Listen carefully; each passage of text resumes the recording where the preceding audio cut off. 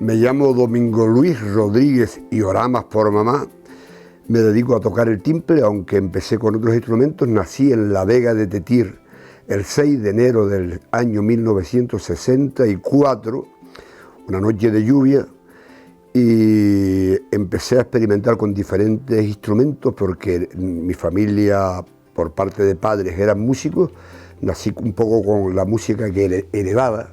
No se estudiaba música, en esa época no había nada y mucho después tampoco. Y empecé con la agrupación folclórica del pueblo y con mi familia. Poquito a poco me di cuenta de que eso era lo que quería. Cambié la bandurria por la guitarra, por el laúd, por tal, y acabé en el timple. El timple lo cogí ya con cierta edad, pero lo tenía metido en el alma porque lo tocaba en sitios y tal. Y aquí sigo meneando las 5 cuerdas con 61 años. Lo que más recuerdo y lo que más influenció en mí fue la infancia y hasta los 20 años, que ya me fui a estudiar seriamente. Influenciaron en mí personas como Manuel Navarro, que era un parrandero, cantador. Me crié con viejos, parrandeaba con ellos y me llamaban a tocar con ellos porque decían que yo era amañado para las cuerdas. Hacía lucha canaria, que la lucha y el folclore estaban siempre arraigados, iban de mano, y entonces yo hacía lucha canaria y música. Entonces conocí a Marco Sánchez de León, Marco el Zurdo, que me influenció mucho, tenía mucho oído, tocaba sin cambiar la guitarra al revés. Juan Carlos Pérez Brito, mi compañero de travesía durante 40 años, influenció mucho mi forma de tocar. A Juan Carlos ya lo conocí en París cuando abandoné todo. De repente descubrí que la música se podía estudiar, que podía hacer una carrera, y entonces lo dejé todo, mi trabajo en Iberia, mi trabajo en la orquesta, lo dejé y me fui a París persiguiendo el sueño de aprender a tocar. Cuando llegué quería tocar unas cuantas canciones que le gustaban a mis amigos para cuando llegara a hacerlos felices. Pero cuando llegué, mis amigos pasaron de mí, entonces empecé a buscar más gente para ser feliz y sigo siendo feliz, haciendo feliz a la gente. Empecé a estudiar en París ya con Blas Sánchez, un canario exiliado durante la dictadura. Allí conocí a muchos grandes guitarristas, hice cursos de formación con Roland Dien, Abel Carlevaro, con los grandes de la guitarra de aquella época, y me iba a ir a Uruguay a trabajar con Abel Carlevaro, pero pasé por Tenerife y allí encontré un amor y me quedé allí, y fruto de ese amor tengo 2 hijas. Me dediqué al timple. Al principio compaginaba mis conciertos de timple con guitarra, pero de repente el timple me abarcaba todo y profeta de muchas cosas es que casi... Entonces empecé a indagar en el timple, me di cuenta que estaba por descubrir que anteriores timplistas como Casimiro Camacho, Totoyo Villares, Jeremías Unpierre, Rojitas, habían hecho incursiones pero se habían quedado ahí. Entonces había una labor que hacer más bonita y yo me sentía que tenía que aportar, que tenía cosas que decir con el timple. Empecé y aquí estoy todavía buscando a la búsqueda, porque esto siempre, como cualquier arte, siempre estar a la búsqueda, que es lo bonito. Bueno, vivir de la música, ya vivía tocando en trío, tocaba en una orquesta, los Trident, tocaba al bajo en una orquesta, tocaba con la gente cuando nos llamaban a bodas y eso, antes de irme a París. Ya en París empecé a dar conciertos de guitarra, ya iba a Madrid, a París, a muchos sitios y daba conciertos de guitarra, profesionalmente. Después ya empecé con el timple, compaginaba los 2 conciertos de timple y guitarra, y digamos que profesionalmente sobre los 32, 33 años fue cuando ya empecé, digo, esto es lo mío, aunque ya realmente cuando marché a estudiar a París con 20 años, ya nunca he trabajado en más nada que no sea la música, bien como docente, dando clases, tocando donde me llaman. Tengo un dúo hace 40 años con Juan Carlos que todavía seguimos tocando, independientemente de que cada cual tenga su espacio, porque la música es así, compartir, cuanto más compartes más aprendes y es mejor. Y desde antes, pues estoy tocando y viviendo de la música. La verdad es que si me preguntan no te lo puedo decir exactamente, sé que es una vida maravillosa, que he tenido ratos buenos y ratos malos, he dormido persiguiendo un sueño, estuve en Madrid porque quería estudiar con Jorge Cardoso, dormí en la calle, no lo pasé muy bien en invierno y tal, pero no lo cambio por nada del mundo. Nunca me arrepentí en ningún momento de haber elegido esta profesión. Bueno, he tenido la suerte de colaborar con mucha gente, sabandeños, gofiones, muchos grupos, he tocado todo tipo de música sin conocerla, incluso he tenido el atrevimiento de meterme. Y incluso cuando grabé mi primer disco que se llamaba El Timple, una producción del Centro de la Cultura Popular Canario, ese disco tuvo mucho éxito. Ahí mezclé un poquito de, bueno, música canaria, mi formación canaria está en todos los temas que yo toco, lo que hago, sale ahí mi formación de cómo me crié, de mi infancia, ¿no? Entonces la gente dice, ¿por qué no haces jazz? ¿Por qué no versionas Disney? Entonces digo, pues me apunté más a bruto y empecé a tocar más música de mi tierra, música canaria. Y me di cuenta de que haciendo música canaria era la música que más sincero y que más del corazón me salía. Y cuando tocaba por ahí en conciertos, en México, en Estados Unidos, en 20.000 países donde estaba, que siempre tocaba música canaria, siempre la he tocado, pero hacía otras cosas, lo que más se aplaudía era la música canaria, porque era una música que no habían oído, excepto los canarios emigrados, y también porque yo la hacía con el corazón. O sea, la música, eso como que lo tenemos en los genes, la música que amaba de chiquitito. Entonces, el primer disco fue ese. Después hice otro que se llamaba Timpleando, que también ahí también hice música sudamericana de compositores como Antonio Lauro, Cardoso, algún clásico, Tárrega. Y después ya digo, voy a hacer algo de la tierra, pero donde no esté la presión de los estudios. Yo nunca he grabado con casco, ni sino Juan Carlos, venga, 1, 2, 3 y para adelante, sino una cosa que queríamos hacer directos de estudio. Entonces tenían la ilusión de hacer un directo grabado en bodegas, donde grabara a señores mayores como a Manuel Labarrio, Dazo Ferrera, gente que donde realmente ellos rendían y donde daban eran en las parrandas con el vasito de vino, con el callito de pescado, sin auriculares, que los micros estuvieran colocados, que ellos no lo vieran, y de ahí salió Aulaga. Bueno, y después fue Hable, grabado. Ahora estoy a punto de sacar otro disco. Tuve la suerte de conocer a un guitarrista excepcional que se llama Yamandú Costa, lo conocí aquí en Fuerteventura, entablamos una amistad.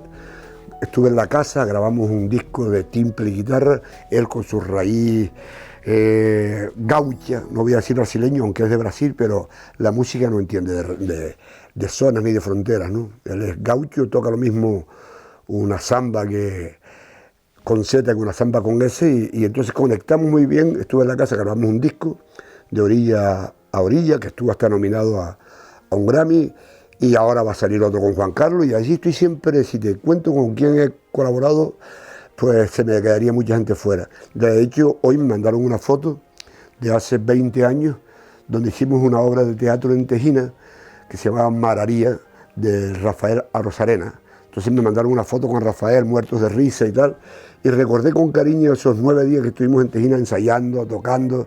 Yo era el músico del bar, el que tocaba y tal, con Juan Carlos, y recordé esa producción con mucho cariño, porque fueron 9 días en un pueblo de Tenerife, Tejina, donde habían 100 y pico personas que eran actores, y estaba todo el pueblo de actores, y aquello fue una experiencia que tengo guardada dentro. Si lo que tengo guardado dentro, yo tengo que tener el corazón muy grande, porque tengo muchas cosas guardadas maravillosas. Eso fue un problema, porque realmente las Islas Menores siempre han estado un poquito marginadas en cuanto a folclore, y a veces hemos sentido como el complejo. No tenemos los coros, esos que tienen los sabandeños, pero a mí me encantaban las voces naturales, esas voces, incluso pastores que se iban de medida, pero que tenían unos giros melódicos donde la gente decía, este no sabe cantar, cuando deberían de haberse fijado en esas cosas que estaba Fuerteventura, la Fuerteventura auténtica, desnuda, de cuando no había llegado el progreso malentendido, lo tenían en su forma de cantar y de sentir. Entonces yo sentía que eso tenía que dejarlo en algún lado, y Manolo, el de la Matilla, Manolo de las Naves, me propuso hacer eso en un programa que se llamara Para la Cantina, donde la gente estuviera como en casa y donde se grabara a mucha gente que tuviera estilos únicos. Mi interés era en grabar a Casimiro, grabar a cantadores de Las Ares, de Gran Tarajal, de Jandía, cantadores de muchos sitios de Fuerteventura con estilos diferentes, y grabar a los 7 violinistas que quedaban vivos de esa época esplendorosa, donde los bailes de taifa y los bailes en Fuerteventura eran de violín, guitarra y timple. Tuve la suerte de poder grabarlos a los 7, algunos ya muy viejitos que llevaban tiempo sin tocar, no afinaban bien, pero no importa, es la forma melódica, la forma de arrastrar, y eran las melodías no tonales que ellos tocaban y hacían y que ahora nos parecerán un poquito desafinadas porque hemos deshabituado el oído a ese tipo de melodías, ¿no? Pero entonces conseguí eso, lo hicimos 2 años, fue una historia maravillosa y ahí queda para que cuando esta vorágine de crecimiento loco que estamos teniendo, pues la gente tenga un archivo o algo donde recurrir, donde los futuros músicos, compositores se puedan inspirar, como ahora mismo hay composiciones para tambores reños, o bueno, para silbo y orquesta sinfónica, están haciendo algo para Lapa y un grupo de sinfónico también. Entonces, donde ese tipo de grandes compositores locos que hay hoy en día puedan recurrir, informarse, meterse esa música en la cabeza y ayudarlos a componer, y es como una forma de retroceder hacia el futuro. Yo tuve la suerte de parrandear desde chiquitito, de estar siempre con viejos.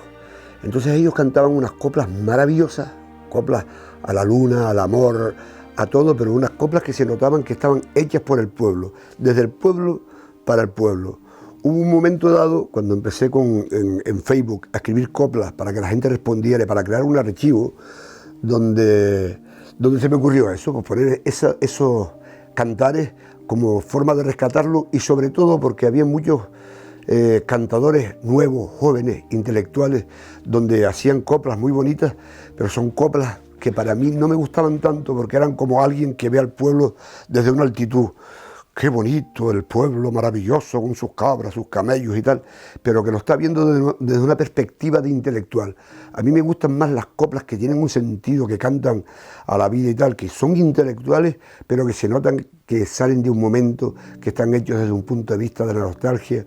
Y entonces la idea era rescatar todas esas coplas, todos esos cantares, a mí me gusta llamarlo cantares, para que la gente los usara. Y de hecho, mucha gente, gracias a esa pequeña labor, se está divulgando este tipo de coplas, y tú ves a jóvenes que están trayendo, oyendo programas de la cantina, oyendo a viejos, cosas que se suben y tal, están recuperando formas de cantar, estilos, y están cantando otra vez ese tipo de coplas.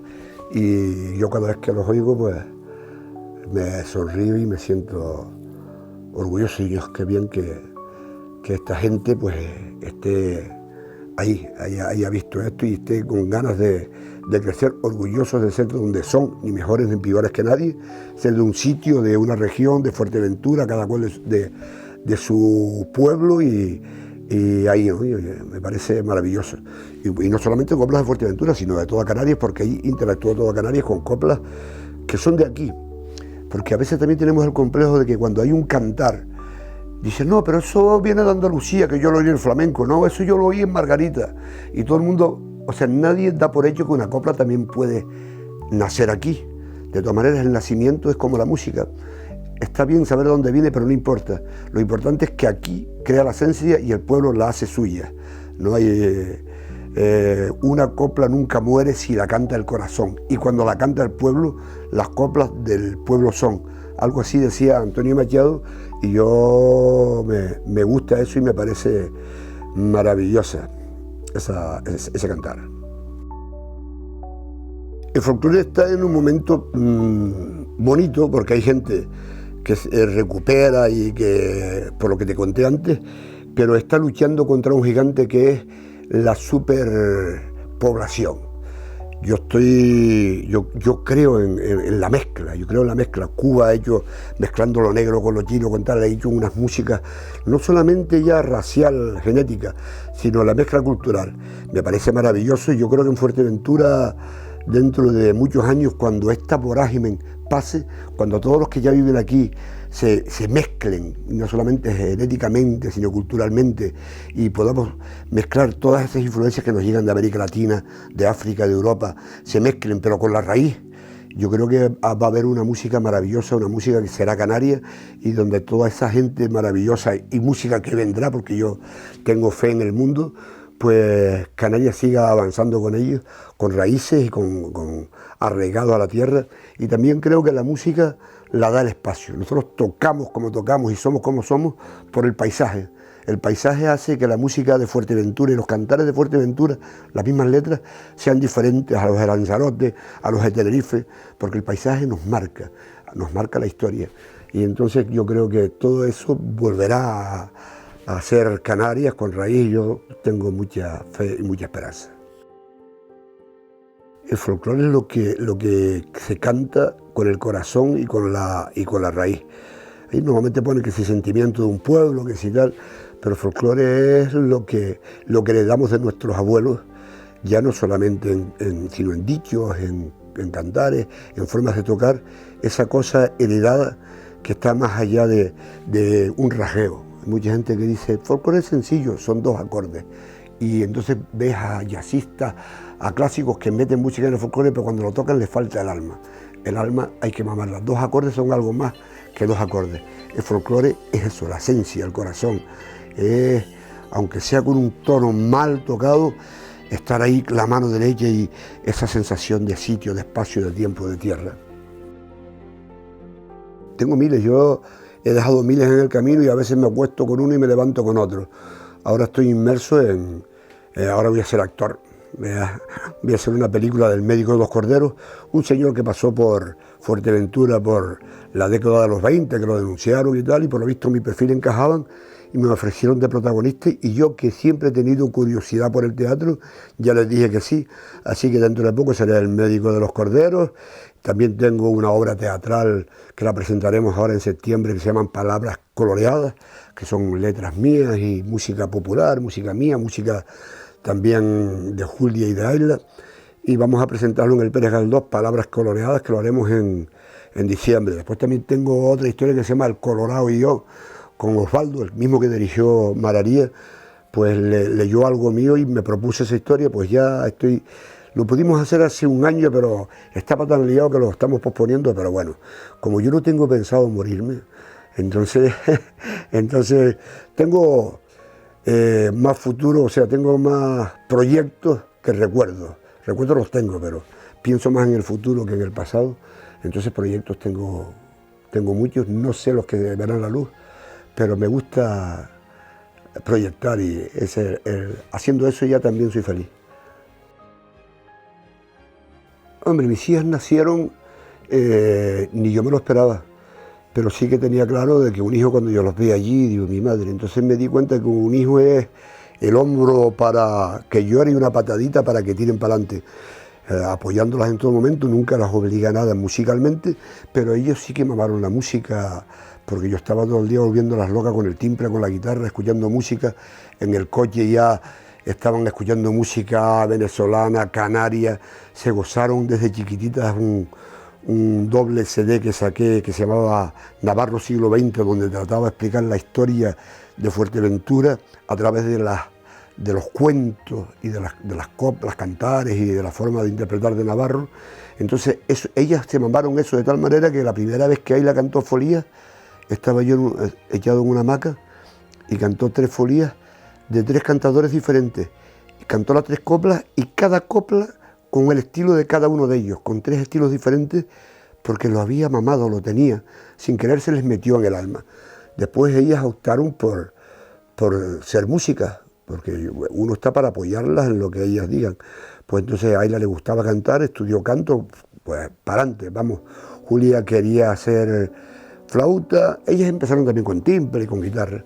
Quería hacer flauta, se metió a hacer flauta, y después le gustaba el jazz, se iba a hacer flauta jazz en el SMUC. De repente, 2 meses antes, papá, el canto, tengo que hacer canto. Empezó a cantar de repente y se dio cuenta que era lo de ella, y está cantando maravillosamente bien, y son ellas mismas. Antes para ellas era fastidiado, y me imagino lo duro que sería, ustedes son las hijas del Colorado, cargar con la cruz del Colorado. Pero bueno, yo estoy muy contento. Tú eres el padre de Julia, eres el padre de Ayla. Ahora cambia la historia y yo estoy muy contento, y sobre todo cuando subo al escenario con ellas y respiramos juntos, nos conocemos. Yo creo que han aprendido también que el escenario forma parte de la vida, y hay que subirse al escenario sin pensar en nada, sino ser feliz, porque el público lo que capta es la felicidad y el gusto que tú te des en el escenario se lo da al público, que más que estar persiguiendo la técnica apurado ahí, que el público está deseando terminar porque también sufre, ¿no? Si sufre, sufre el público. Yo creo que esa energía la tienen, eso es bonito y yo, ¿qué quieres que te diga? Se me cae la baba con mis hijas y estoy contento de que sean independientes y hayan elegido su camino y que en ese camino estén a gusto. Bueno, yo desde chiquitito me crié, tuve la suerte de criarme con mis padres agricultores, de ver cómo se trillaba con vacas, cómo la gente se reunía para hacer pionadas, cantos de pionadas mientras arrancaban cebada, trigo, lentejas, tal. Viví esta Fuerteventura y la Fuerteventura del cambio. Entonces siempre he estado inmerso en luchas para tratar de salvar el territorio, de que el crecimiento sea moderado, como dicen la Organización Mundial del Turismo, de crecer el 7 o el 10% máximo cada 10 años, pues aquí hemos crecido hasta el 200% en 2 años. Esto es una locura. Entonces yo no puedo predicar raíz y permanecer impasible. Entonces siempre he estado en las luchas sociales, me meto siempre que puedo.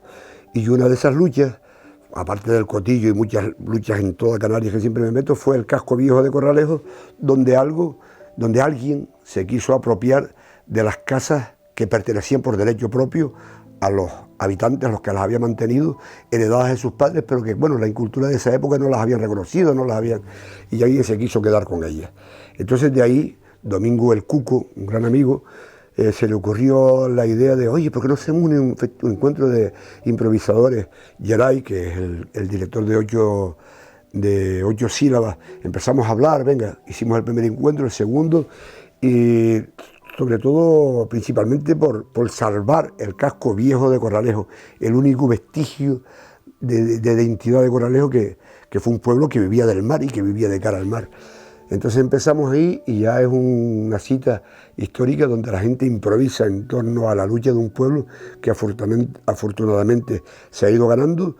Y es maravilloso sobre todo esas luchas que algunas las ganas y otras las pierdes, pero yo creo que lo esencial es enseñarle al futuro, a las futuras generaciones, que tienen que luchar, que tienen que salir a la calle, pelear y decirlo, que aunque se pierda hay que batallar y tenemos que ser luchadores y decir lo que pensamos, porque desgraciadamente en esta isla la mayoría dependen de un político, de un empresario, y si se manifiestan igual, no peligra mi puesto de trabajo, peligra tal, no. La libertad, vamos a decir lo que pensamos, yo soy consciente, rindo en mi trabajo, lo muestro, pero vamos a expresar libremente lo que somos, lo que sentimos, cómo queremos esta tierra y cómo la defendemos, que no sea porque no lo intentamos unos cuantos locos. El del solista sale porque en un momento dado las agrupaciones que llevan mucho tiempo, muchos años, pues necesitan algo para incentivarlas. La Rondalla del Tir lleva muchos años y había un momento como de bajona, y Juan Bernardo Fuentes Curvelo era el presidente en esa época y me llamó, oye, vamos a hacer algo para la fiesta y tal, y de ahí sale la idea del primer encuentro de solistas de Tir. Gonzalo, mi padrino, Gonzalo, que el gran Gonzalo, nos hacía de comer y eso fue un éxito tan bonito, tan maravilloso. La gente vino gratis porque me conocían, yo ya conocía a la gente y tal, y vinieron solistas de primera línea, se quedaron alucinados y entonces todo el mundo empezó a venir y ahora yo creo que por aquí es histórico, ya ha pasado María Mérida, todos los grandes cantadores de Canarias han pasado por ahí, todo el mundo sale maravillado y el principal artífice de todo esto es Gonzalo, el padrino mío, pero ya es padrino de todos. Todo el mundo dice, padrino, ¿qué pasó? Y a él le encanta, habla con todo el mundo, prepara el horno allí, la gente más feliz y yo auguro ahora la gente nueva, porque yo estuve llevándolo hasta el año pasado, que ahora hay un director maravilloso, Tomás Pereira, una juventud que están haciéndolo y yo creo que ya está una renovación, que esto va a seguir, gente nueva que canta, solistas maravillosos que vienen y ya está confirmado también, consolidado. Yo lo recuerdo con cariño, con momentos de mucha lucha, sobre todo cuando lo más que trabajé, digamos, en la plataforma ciudadana Salvar Cotillo, porque era la cabeza visible, era el portavoz y fue un movimiento muy grande. Ahí queda el vestigio de un libro, un disco, el prólogo y una escritura maravillosa de José Saramago. Escribieron muchos premios Canarias de literatura. se implicaron grupos como los sabandeños, conseguimos grandes cosas y conseguimos pararlas. Eso fue una lucha ganada, aunque todavía quedan las farolas y queda aquello ahí. Pero bueno, se paró esas 6.000 camas hoteleras, las camas lo de menos, el caso es dónde ubicar las camas esas, que cada cama lleva un apartamento.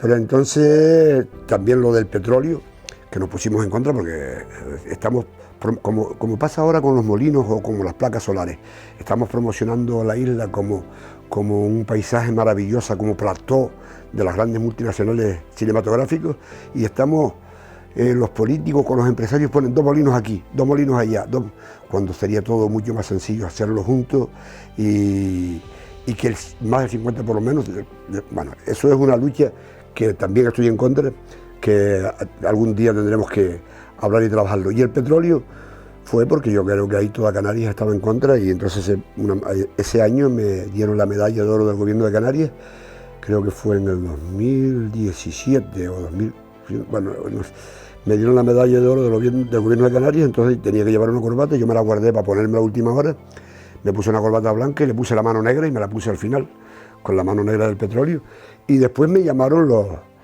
los consejeros del gobierno de Canarias para pedirme la corbata, y entonces cada uno fue al pleno con una corbata igual que la mía. Me sentí orgulloso, me la dibujó Ayla en la corbata mía y me sentí orgulloso de que eso pasara, ¿no? Y esa lucha parece que está, no sé si la ganamos o nos la dejaron ganar y están cogiendo fuerza las grandes industrias, ¿no? Pero bueno, por lo menos saben que estamos en contra.